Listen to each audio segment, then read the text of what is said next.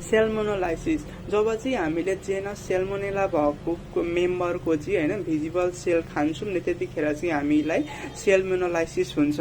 कुनै कुनै वर्षहरू हेर्ने हो भने चाहिँ यो चाहिँ फ्रिक्वेन्टली अकर भइरहने फुड इन्फेक्सन हो, ब्याक्टेरियल फुड इन्फेक्सन हो।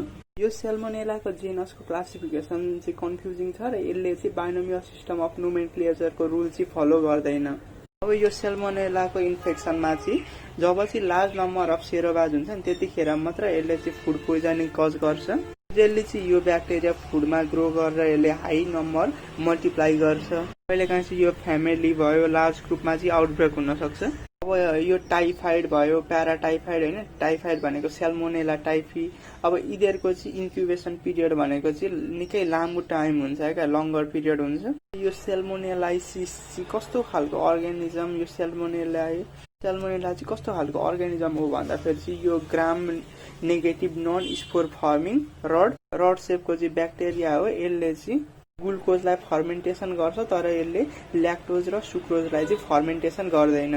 अब यो चाहिँ wide range of temperature pH AW र गुड कल्चर मिडियममा चाहिँ ग्रो गर्छ। यो ग्रो गर्नको लागि मिनिमम टेम्परेचर चाहिँ होइन 6.7 देखि 7.8 मा सक्छ चिकन अलिङ्किङमा भने। अब 10 डिग्री सेल्सियसमा चाहिँ कस्टार्डमा यो ग्रो गर्न सक्छ र यो म्याक्सिमम टेम्परेचर चाहिँ 45.6 डिग्री सेल्सियसमा चाहिँ यो ग्रो गर्न सक्छ र यो चाहिँ 4.1 देखि 9.0 pH को रेन्जभित्र चाहिँ यो ग्रो गर्छ र यो चाहिँ 0.93 देखि 0.95 AW भएको फुडमा चाहिँ यो ग्रो गर्छ।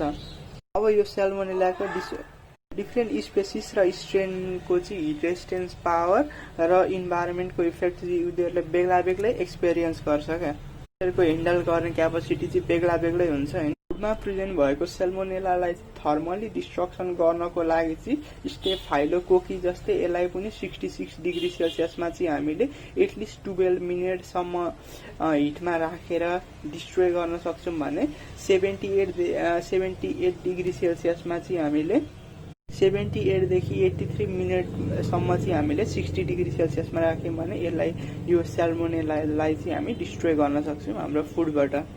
यो सेल्मोनेलालाई चाहिँ कुनै पनि कन्ज्युमरले खाइसकेपछि यसले गर्ने इन्फेक्सन छ नि, इन्फेक्सनको लाइफहुड त्यो चाहिँ कन्ज्युमरको रेसिस्टेन्समा डिपेन्ड गर्छ क्या। कति less effective salmonella infective species छ नि सेल्मोनेलाको त्यति नै धेरै नम्बरमा चाहिँ हामीले त्यो सेल्मोनेला खानुपर्छ क्या हामीलाई इन्फेक्सन गर्नको लागि। जस्तै अब यस सेल्मोनेला पोलेरियम चाहिँ हामीले हन्ड्रेड्स अफ मिलियन या बिलियन खाइसकिसकेपछि मात्र हामीलाई इन्फेक्सन हुन्छ क्या। अब यसको चाहिँ अब यो लेस इन्फेक्टिभ थियो भने चाहिँ अब अर्को हाई इन्फेक्टिभ स्पेसिस चाहिँ हामीले अब जस्तै अबाउट मिलियन खाँदैखेरि हामीलाई चाहिँ इन्फेक्सन भइहाल्छ क्या। यो सेल्मोनेलाले हामीलाई इन्फेक्टिङ गर्न सक्ने नम्बर जस्तै अब मिलियन भयो, बिलियन पर मिलिग्राम ग्राम होइन, त्यो नम्बर चाहिँ फुडमा कुनै पनि चेन्जेसहरू जस्तै अर्डर अर्को खालको नमिठो टेस्टहरू नल्याइकन क्या, यस्तो टेस्टहरूमा चेन्ज नल्याइकन यो नम्बर चाहिँ एटेन्ड गर्न सक्छ। सोर्स अफ सेल्मोनेला चाहिँ फुडमा कसरी इन्टर गर्छ त?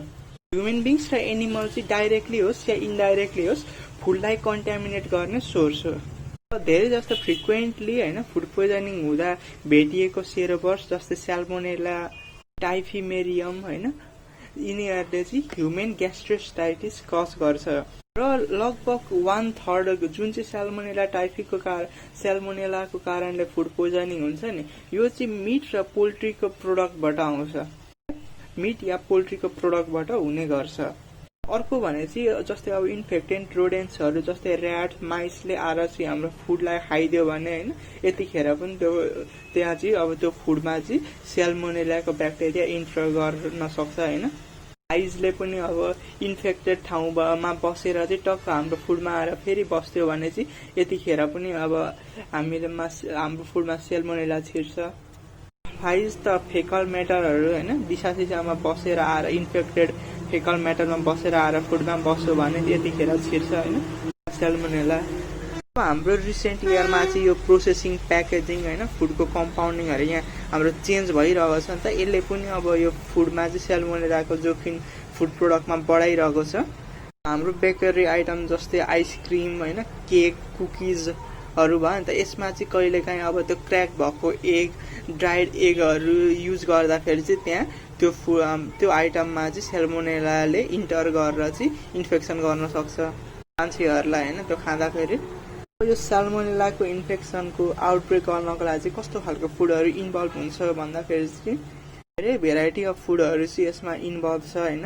सबैभन्दा मोस्ट कमन भेराइटी भनेको चाहिँ अब मिट पोल्ट्री प्रोडक्ट्सहरू भयो क्या, तिनीहरू पर्छ होइन। तिनीहरूलाई चाहिँ हामीले रेफ्रिजरेसन गरेर राखेको छैनौँ होइन, बाहिरै राखेको छौँ भने यतिखेर सेल्मोनेला इन्फेक्सन गर्ने चान्स हुन्छ। अब मिल्क र मिल्क प्रोडक्टहरू होइन, जस्तै अब फर्मेन्टेड मिल्क, आइसक्रिम, चिजहरूले पनि अब यहाँ चाहिँ इन्फेक्सन सेल्मोनेला यिनीहरूमा चाहिँ ग्रो गर्न सक्छ। अब हाम्रो एगले पनि त सेल्मोनेलालाई क्यारी गर्ने भएकाले त्यो एग युज गरेर बनाएको फुडहरू छ, यदि त्यसलाई चाहिँ हामीले सफिसियन्ट कुक या पास्चराइज गरिनौँ भने त्यो फुडले चाहिँ लिभिङ सेल्मोनेला क्यारी गर्ने भयो। जस्तै इन्सफिसियन्ट कुक गरेर बनाइने फुड आइटम जस्तै केकमा हाल्ने क्रिमहरू भयो होइन, त्यो आइटमले चाहिँ हामीलाई सेल्मोनेलाको इन्फेक्सन गराउँछ। अब अरू डिजिजहरू जस्तै यसले पनि इन्डिभिजुअल पछि नै बेग्ला बेग्लै सिम्टम्सहरू देखाउन सक्छ यो सेल्मोनेलाको इन्फेक्सनले। यसको इन्क्युबेसन पिरियड चाहिँ निकै लामो हुन्छ, लगभग 72 आवर्ससम्म हुन्छ क्या। सेल्मोनेलाले इन्फेक्सन गरिसकेपछि अब मेन लाग्ने सिम्टम्सहरूको कुरो गर्नु पर्दाखेरि चाहिँ अब ग्यास्ट्रो इन्टेस्टाइनल इन्फेक्सन जस्तै नौसिया, भमिटिङ होइन, एब्डोमिनल पेन, डायरियाहरू चाहिँ यो चाहिँ एपियर हुन सक्छ होइन हाम्रो बडीमा। अरू सिम्टम्स भनेको चाहिँ अब वाटरी ग्रिनिस, फोल स्मेल आउने खालको स्टुलहरू होइन, मसल्समा विकनेस, फ्याटिक फिल हुने र मोर्टालिटी इज लो र यसको मोर्टालिटी लेस देन यसको मोर्टालिटी चाहिँ निकै नै घटी छ क्या, लेस देन 1% होइन। हामीले चाहिँ सेल्मोनेलाले इन्फेक्सन गऱ्यो कि गरेन भनेर चेक गर्नको लागि चाहिँ हामीले सस्पेक्टेड फुडहरू चेक गर्ने त्यसमा होइन। अब सस्पेक्टेड इन्डिभिजुअलको स्टुल चेक गरेर चाहिँ हामीले थाहा पाउन सक्छौँ। सेल्मोनेलाको आउटब्रेक होइन हुनको लागि नेसेसरी कन्डिसनहरू के छ त त्यो कुरो गरौँ। अब फर्स्टमा छ फुडहरू चाहिँ सुरुमै सेल्मोनेलाको ब्याक्टेरियाले कन्टामिनेटेड गरिसकेको छ भने यो कन्डिसनमा होइन आउटब्रेक हुन सक्छ। अब अर्को कन्डिसन छ फुडमा चाहिँ होइन ब्याक्टेरियाको कन्सिडरेबल नम्बर छ जुन चाहिँ हामीलाई इन्फेक्सन गर्नको लागि इनफ नम्बर छ फुडमा भने होइन। अब यो कन्डिसन चाहिँ कतिखेर हुनसक्छ भन्दा यदि फुड चाहिँ गुड कल्चर मिडियम हो होइन, अब फुडलाई चाहिँ हामीले यो सेल्मोनेला ग्रो हुनको लागि फेभरेबल टेम्परेचर हुन्छ नि, त्यो टेम्परेचरमा हामीले फुडलाई छोडेको छौँ होइन, यस्तो कन्डिसनमा पनि आउटब्रेक हुनसक्छ। अब यो आउटब्रेकलाई चाहिँ हामीले कसरी प्रिभेन्ट गर्न सक्छौँ त भन्दाखेरि चाहिँ अब 3टा मेन प्रिन्सिपल छ जुन चाहिँ हामी युज गरेर चाहिँ यो सेल्मोनेलाको इन्फेक्सनलाई आउटब्रेकलाई प्रिभेन्ट गर्न सक्छौँ। फर्स्टमा चाहिँ हामीले फुडहरूलाई सेल्मोनेलाको कन्टामिनेसन हुने सोर्सहरूबाट चाहिँ बचाउनु पर्यो। जस्तै अब डिजिज एनिमल भयो, ह्युमन बिङ्सहरू होइन, जसले चाहिँ यसको सोर्सको रूपमा काम गर्छ नि। अब कन्टामिनेटेड एगहरू भयो, योबाट चाहिँ हामीले फुडलाई चाहिँ जोगाउनु पर्यो, ट्यागमा आउन दिनु भएन। हामीले चाहिँ फुडमा भएको यो सेल्मोनेलालाई चाहिँ हिट ट्रिटमेन्ट गरेर चाहिँ हामी डिस्ट्रक्सन गर्न सक्छौँ, जस्तै पास्चराइजेसन गरेर होइन, पकाएर यसरी पनि हामी सेल्मोनेलाको इन्फेक्सनबाट बचाउन सक्छौँ। र थर्डमा छ हामीले चाहिँ एडुकेट रेफ्रिजरेसन होस् या अरू मिनहरू युज गरेर चाहिँ फुडमा सेल्मोनेलाको ग्रोथलाई चाहिँ प्रिभेन्ट गर्न सक्छौँ। यो फुडको प्रिजर्भेसन गर्दाखेरि चाहिँ हामीले कसरी फुडलाई ह्यान्डल गरेको छौँ होइन, कसरी प्रिपेयर गरेको छौँ, यसले चाहिँ इम्पोर्टेन्ट रोल प्ले गर्छ। चाहिँ त्यो फुडलाई ह्यान्डलिङ गर्ने मान्छे हेल्दी हुनु पर्यो, ऊ आफै सेल्मोनेलाको इन्फेक्टेड भिक्टिम हुनु भएन होइन। हामीले फुडलाई ऱ्याट्सहरू अरू एनिमलदेखि टाढै राख्नु पर्यो। हामीले चाहिँ फुडलाई रुम टेम्परेचरमा चाहिँ लङ टाइमको लागि राख्नु भएन, हामीले रेफ्रिजरेसन गरेर राख्नु पर्यो। यही मेथडहरू युज गरेर चाहिँ हामीले यो सेल्मोनेलाको आउटब्रेकलाई चाहिँ हामी प्रिभेन्ट गर्न। Clostridium perfringens gastroenteritis. अब क्लस्ट्रिडियम प्रिफिक्स ग्यास्ट्रोइन्टेस्टाइटिस चाहिँ सबैभन्दा फर्स्टमा 1945मा युनाइटेड स्टेट्समा चाहिँ फर्स्टचोटि रिपोर्ट गरिएको थियो। र यो क्लस्ट्रिडियम प्रिफिक्स ग्यास्ट्रोइन्टेस्टाइटिस चाहिँ क्लस्ट्रिडियम प्रिफिक्स भन्ने ब्याक्टेरियाले गर्छ, जुन चाहिँ type a gram positive non motile aerobic spore forming rod हो होइन। यो ब्याक्टेरिया म्याक्सिमम टेम्परेचर चाहिँ 55 डिग्री सेल्सियससम्म ग्रो गर्छ र यसको लागि ग्रो हुनको लागि अप्टिमम टेम्परेचर भनेको चाहिँ 43 देखि 47 डिग्री सेल्सियस हो र यो हामीले फुडहरूलाई चाहिँ 15 देखि 20 डिग्री सेल्सियसमा राख्यौँ भने यसको यो ग्रोथ हुँदैन क्या। त्यो 15 देखि 20 डिग्री सेल्सियसमा चाहिँ यसको ग्रोथ हुँदैन हैन। र यो चाहिँ pH 5 देखि 9 को pH को भित्र चाहिँ सर्भाइभ गर्छ, त्यो भन्दा तलमाथि भयो भने यो सर्भाइभ गर्दैन। हामीले 5% NaCl युज गरेर पनि यसको ग्रोथलाई इनहिबिट गर्न सक्छौं। यसको कुनै कुनै स्ट्रेनलाई हामी 2.5% सोडियम नाइट्रेट चलाएर पनि हामी इनहिबिट गर्न सक्छौं। खालको फुड स्याम्पलहरुमा चाहिँ हैन यसले इन्फेक्सन गर्छ त भन्दाखेरि चाहिँ धेरै जस्तो र खानेकुराहरु हैन अरु भनेको सोयल अब सीवेज वाटर एनिमलको फेसेसहरुमा चाहिँ यसको स्पोरहरु हुन्छ क्या। सबैभन्दा मस्ट कमन भनेर चाहिँ त्यो मासुको आइटमहरु जसलाई चाहिँ हामीले कुक गरेर स्लोली कुल गर्छौं नि अनि त्यसलाई बाहिर स्लोली कुल गरेर कति समय राखेर हामी खान्छौं नि त्यस्तो फुडहरुमा चाहिँ यो मस्ट कमन चाहिँ ग्रो गर्छ। लगभग 1/3% अप 1/3 पार्ट जुन टोटल यसको गर्ने फुड पोइजनिङमा चाहिँ 1/3 पार्ट चाहिँ मिट र पोल्ट्री प्रोडक्ट देखि आउने गर्छ। अब हेर्नु पर्दाखेरि यसको स्पोर चाहिँ अब र फुडहरुमा धेरै जस्तो फुडहरुमा यो प्रेजेन्टै हुन्छ र हिट रेजिस्टेन्ट भएकाले यसलाई चाहिँ कम्प्लिटली अनएभोइड गर्न चाहिँ गाह्रै छ के। हामी त्यति सजिलो यो कम्प्लिटली अनएभोइड गर्न सक्दिनौं किनकि यो हिट रेजिस्टेन्ट पनि छ हैन, धेरै जस्तो र फुडमा पनि हुन्छ। हामीले फुडलाई कुक गर्दा यसको भेजिटेटिभ सेल त डिस्ट्रोय हुन्छ तर स्पोरहरु चाहिँ सबै त मर्दैन नि त कुक गर्दा। अनि जब यिनीहरुले चाहिँ फेभरेबल कन्डिसन पाउँछ यिनीहरु फेरि सर्भाइभ भएर ग्रो गरिहाल्छ क्या। त्यही भएर कम्प्लिटली अनएभोइड गर्न चाहिँ लास्टै गाह्रो छ। यसको पोइजनिङको सिम्पटम्स चाहिँ हैन हामीलाई 8 देखि 24 आवरमा देखिन्छ जसलाई चाहिँ हामी इन्क्युबेसन पिरियड भन्छौं। अब यो पिरियडमा चाहिँ एब्डोमिनल पेन डायरिया हैन फिभर नौजिया भमिटिङहरु चाहिँ देखिन्छ तर यो ओभर रियर केस हो क्या। यसले खासै हामीले अब खाइहाल्दाखेरि चाहिँ सिम्पटम्स देखिने हुँदैन हैन। यसले चाहिँ के देखाएको छ भन्दाखेरि चाहिँ यदि हामीले हैन क्लोस्ट्रिडियम प्रिफिक्सको चाहिँ मिलियन अफ सेल पर ग्राम भएको फुडहरु चाहिँ खायौं भने मात्र हामीमा चाहिँ सिम्पटम्स देखाउँछ, नत्र हाम्रो बडीले चाहिँ पचाइदिन्छ। फेरि यसले हाम्रो बडीमा गएर चाहिँ क्लोस्ट्रिडियम प्रिफिक्सले गएर चाहिँ इन्टेरोटक्सिन रिलिज गर्छ हैन। इन्टेरोटक्सिनले चाहिँ यो चाहिँ हिट सेन्सिटिभ हुन्छ हैन। यसलाई चाहिँ हामी इन्टेरोटक्सिन यसको टक्सिनलाई मात्र चाहिँ हामी 60 डिग्री सेल्सियसमा 10 मिनेट तताएर चाहिँ हामी यसको इनएक्टिभेट गर्न सक्छौं इन्टेरोटक्सिनलाई।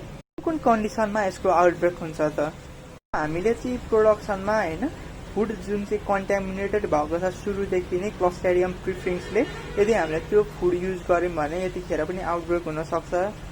हामीले चाहिँ हैन पकाएको खानेकुरालाई चाहिँ मजाले चाहिँ कुल गरिनौं हैन किनकि यो त अलिक हायर टेम्परेचरमा गर्छ नि त ग्रो गर्छ जस्तै 43 देखि 47 डिग्री सेल्सियस भनेपछि हामीले पकाएको खानेकुरालाई चाहिँ इनएडिक्वेट कुल गर्यौं र यसले यदि यो टेम्परेचर फेभरेबल टेम्परेचर पायो भने यो सर ओभर फास्ट ग्रो हुन्छ त्यहाँ हैन। अब त्यो फुड पहिला नै पकाएको फुडलाई चाहिँ हामीले रिहिटिङ नगरिकन खायौं भने चाहिँ अब त्यति रिहिटिङ नगर्दाखेरि त त्यो पहिला पकाएको फुडमा त सर्टेन ड्युरेसन टाइम पछि त्यहाँ अब अरु यसको नम्बर बढ्ने भयो नि त धेरै नम्बर अफ सेल चाहिँ हामीले खान्छौं जसको कारणले हामीलाई पोइजनिङ हुन सक्छ हैन। यसको आउटब्रेक प्रिभेन्ट कसरी गर्ने त फर्स्टमा चाहिँ हामीले एडुकेट र र्यापिड कुलिङ गर्नु पर्यो क्या मिटलाई हैन। भन्दाखेरि अघि मैले भनिसके यो 43 र 47 डिग्री सेल्सियसमा चाहिँ यो अलिक तातो टेम्परेचरमा यो धेरै ग्रो गर्ने हो कारण र्यापिड कुलिङ गर्यो भने यसको लागि फेभरेबल टेम्परेचर हुँदैन नि त। त्यही भएर हामीले चाहिँ फुडलाई 60 डिग्री सेल्सियस भन्दा माथि राखेर पनि यसको ग्रोथ चाहिँ इनहिबिट गर्न सक्छौं हैन। अर्को भनेर चाहिँ हामीले गुड पर्सनल हाइजिनिक मेन्टेन गरेर पनि हामी यसको आउटब्रेक चाहिँ कन्ट्रोल गर्न भिब्रियो प्याराहेमोलाइटिक इन्फेक्सन र अदर भिब्रियोस यो भिब्रियो प्याराहेमोलाइटिक ग्यास्ट्रोसाइटिस चाहिँ हैन यो चाहिँ धेरै जस्तो जापानतिर देखिन्छ र यो युनाइटेड स्टेट्सतिर पनि सी फुडहरुको थ्रुबाट चाहिँ यो देखिरहेको छ क्या। भिब्रियो प्याराहेमोलाइटिस चाहिँ ग्राम नेगेटिभ स्ट्रेन भएको हैन ब्याक्टेरिया हो जो चाहिँ हेलोफिलिक हो। यानि कि यो चाहिँ होइन ग्रो हुनको लागि चाहिँ 1 देखि 3% NaCl चाहिन्छ र यो चाहिँ 7% NaCl सम्म चाहिँ ग्रो हुन्छ। यसको लागि यसको ग्रोथको लागि अप्टिमम टेम्परेचर भनेको चाहिँ होइन बेस्ट टेम्परेचर 35 देखि 37 डिग्री सेल्सियस हो, तर यो 10 देखि 44 डिग्री सेल्सियसको रेन्ज अफ टेम्परेचरमा ग्रो गर्न सक्छ र यसको यो चाहिँ pH भनेको 5 देखि 11 pH को भित्रमा चाहिँ ग्रो गर्छ। यसलाई चाहिँ धेरै जस्तो सी फुडहरू जस्तै ब्लू क्र्याब्स, श्रिम्पहरूमा चाहिँ यो धेरै देखिरहेको छ। यो अर्गानिजमलाई चाहिँ हामीले त्यो सी फुडहरूलाई चाहिँ प्रोपर कुक गरेर चाहिँ हामी किल गर्न सक्छौँ। धेरै जस्तो आउटब्रेक चाहिँ त्यो र सीकुक फुडहरूको कारणले यो देखिरहेको छ क्या। हामीले चाहिँ होइन सी फुडहरूलाई चाहिँ कुक गरेको सी फुडलाई चाहिँ हाई टेम्परेचरमा राखेर चाहिँ यसको नम्बर बिग्रियो पारा होमोलाइटसको नम्बर चाहिँ हामी घटाउन सक्छौँ होइन फुडमा। यो चाहिँ एसियाटिक कोलेरा होइन जुन पेन्डेमिक इपिडेमिकै भयो त यो यसको लागि रेस्पोन्सिबल छ। कोलेरा चाहिँ वर्ल्ड वाइडमा देखा परिरहेको रोग हो र यो चाहिँ वाटर बोर्न डिजिज हो होइन। Vibrio para होमियोलाइटस over fast spread गर्छ र यसले चाहिँ होमोलाइसिन र साइटोटक्सिन चाहिँ रिलिज गर्छ बडीमा। पैथोजेनिक स्केलेटल कोली यानी कि इकोली चाहिँ होइन ह्युमन भयो अरू एनिमलको इन्टेस्टाइनमा पाउने एउटा नर्मल फ्लोरा हो क्या। इकोली जसले चाहिँ हामी ह्युमनलाई डायरिया कज गराउँछ होइन फुड पोइजनिङको आउटब्रेक कज गराउँछ नि, यो चाहिँ भनेको चाहिँ इन्टेरोप्याथोजेनिक खालको इकोली हो क्या। यो इन्टेरोप्याथोजेनिक खालको इकोली यानि कि EEC खाइसकेपछि ह्युमनमा डिजिज साइन्ड्रोमहरू देखिन्छ नि त। यसलाई चाहिँ हामीले 2 मेन ग्रुपमा डिभाइड गरेको छौँ। फर्स्ट ग्रुपमा चाहिँ यस्तो खालको EEC यानि कि इन्टेरोप्याथोजेनिक इकोली जसको स्ट्रेनले चाहिँ इन्टेरोटक्सिन प्रोड्युस गर्छ क्या। यानि कि यस्तो खालको स्ट्रेन भएको EEC जसले चाहिँ हाम्रो बडीमा गएर इन्टेरोटक्सिन प्रोड्युस गर्छ र यसले चाहिँ कोलेरा जस्तै इन्टेरो ग्यास्ट्रिक इलनेस कज गराउँछ ह्युमन बिङ्समा। र यो इन्टेरोटक्सिजेनिक स्ट्रेनले चाहिँ नर्मल्ली 2 खालको इन्टेरोटक्सिन प्रोड्युस गर्छ। एउटा टक्सिन चाहिँ हिट स्टेबल हुन्छ भने अर्को टक्सिन चाहिँ हिट लेटिबल टक्सिन हुन्छ, जुन चाहिँ होइन भर्खरको बच्चा यानि कि इन्फेन्टहरूलाई डायरिया कज गर्नको लागि रेस्पोन्सिबल छ। यो भयो फर्स्ट ग्रुप। र अर्को खालको ग्रुपमा चाहिँ यस्तो खालको स्ट्रेन भएको EEC पर्छ जसले चाहिँ होइन साइटोटक्सिन प्रोड्युस गर्छ क्या। र यो चाहिँ इन्भेसिभ इलनेस होइन डिसेन्ट्रीहरू जस्तो सिम्टम्स देखाउनको लागि चाहिँ यो रेस्पोन्सिबल छ। यो EECले चाहिँ हाम्रो बडीमा गएर होइन यस्तो खालको इन्फेक्सनहरू कज गराउनको लागि चाहिँ यसले प्रोड्युस गरेको टक्सिनहरू चाहिँ हामीले लार्ज एमाउन्ट अफ मात्रामा खायौँ भने मात्र हाम्रो बडीमा इलनेस कज गर्छ, नत्र थोरै मात्रामा त खाँदा फेरि खासै इलनेस कज गर्दैन। त्यही भएर चाहिँ हामीले चाहिँ फुडलाई प्रिजर्भ गरेका छैनौँ, इनफ रेफ्रिजरेसन गरेका छैनौँ भने यहाँ चाहिँ अब EEC चाहिँ इनफ मात्रामा ग्रो भएर चाहिँ होइन टक्सिन चाहिँ हामीलाई इलनेस कज गर्न पुग्ने गरेको टक्सिन प्रोड्युस गर्यो भने चाहिँ हामीमा इलनेस कज गर्छ। यसको ग्रोथको लागि अप्टिमम भनेको चाहिँ ओभर फास्ट ग्रो गर्ने टेम्परेचर भनेको चाहिँ 37 डिग्री सेल्सियस हो। तर यो टेम्परेचर रेन्ज 10 देखि 40 डिग्री सेल्सियसको रेन्जभित्र चाहिँ यो ग्रो गर्न सक्छ। र यसको ग्रोथको लागि अब अप्टिमम pH भनेको चाहिँ 7 देखि 7.5 हो भने यो चाहिँ 4.0 देखि 8.5 को pH को भित्रमा चाहिँ यो ग्रो गर्न सक्छ। र यो अर्गानिजम चाहिँ रिलेटिभली हिट सेन्सिटिभ हुन्छ क्या। यसलाई चाहिँ हामीले अब फुडहरूलाई चाहिँ पास्चराइजेसन गरेर होइन मजाले पकाएर चाहिँ यो EECलाई हामी किल गर्न सक्छौँ। अब चाहिँ हामी ब्यासिलस सेरसको कुरो गरौँ। ब्यासिलस सेरस चाहिँ gram positive aerobic spore forming rod हो जसको ग्रोथको लागि अप्टिमम टेम्परेचर चाहिँ 30 डिग्री सेल्सियस भयो भने यो चाहिँ 10 देखि 49 डिग्री सेल्सियसको बिचको टेम्परेचरको रेन्जमा चाहिँ यो ग्रो गर्न सक्छ। र यसको ग्रोथको लागि चाहिने यो चाहिँ 4.9 देखि 9.3 pH रेन्जभित्र चाहिँ यो ग्रो गर्न सक्छ। र यसको स्पोरको होइन हिट रेसिस्टेन्ट यानि कि डी भ्यालु चाहिँ 100 डिग्री सेल्सियसमा चाहिँ 2.7 देखि 3.1 मिनट छ सिम मिल्कमा होइन। यो चाहिँ हामीले नर्मली खाने फुडहरू छ नि नेचुरल फुड सप्लाईहरू, यसमा चाहिँ यो प्रशस्त मात्रामा भेटिने गरिन्छ। तर यसको होइन यसले हामीलाई पेटमा गएर इन्फेक्सन गर्नको लागि चाहिँ हामीले यसको extremely large amount of dose खानुपर्छ, यानि कि 10 to the power 8 होइन पर ग्राम एक्सट्रिमली लार्ज नम्बर खायौँ भने मात्र हाम्रो बडीमा चाहिँ यसको इफेक्टको साइन एन्ड सिम्टम्स देखिन्छ। दुईवटा सिम्टम्सहरू चाहिँ हामी रिकगनाइज होइन थाहा पाउन चिन्न सक्छौँ क्या, जस्तै डाइरियावाला सिम्टम्स, इमेटिक सिम्टम्स। अब चाहिँ हामी येरिटिन इन्टेरोकोलाइटिकाको बारेमा जानौँ।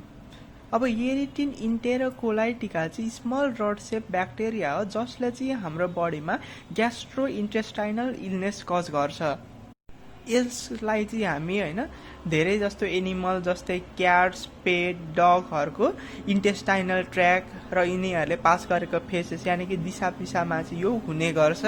मेन गरी हेर्नु पर्दा चाहिँ पिक चाहिँ यसको मेन रिजर्भर हो क्या, जसले चाहिँ हाम्रो ह्युमेनमा गएर चाहिँ यसले इन्फेक्सन गर्छ। यसको मेन कारण भने चाहिँ पी हो। यसको कुनै कुनै स्ट्रेनले चाहिँ हाम्रो बडीमा कुनै पनि इफेक्ट गर्दैन होइन, जसलाई चाहिँ हामी इन्भाइरोमेन्टल टाइप भन्छौँ भने यसको कुनै कुनै भाइरुलेन्ट स्ट्रेनहरूले चाहिँ हाम्रो बडीमा ग्यास्ट्रो इन्टेस्टाइटिस कज गर्छ। खाइसकेपछि हामीलाई युजुअली सिम्टम्सहरू चाहिँ पेन, फिभर, डाइरिया आउने गर्छ र यसको इन्क्युबेसन पिरियड चाहिँ 24 देखि 36 आवरसम्म हुन्छ। यसलाई चाहिँ हामीले धेरै जस्तो फुडमा पनि यो चाहिँ प्रेजेन्ट भइरहन्छ, तर यसले आउटब्रेक चाहिँ थोरै थोरै कन्डिसनमा मात्र कज गरेको हामी पहिलाको डाटा हेर्दा पाउन सक्छौँ। खासै यसले त्यस्तो आउटब्रेक त कज गरेको छैन अहिलेसम्म। यसको मेन युनिक क्यारेक्टरिस्टिक भनेको चाहिँ यो कमर्सियल रेफ्रिजरेटर टेम्परेचर यानि कि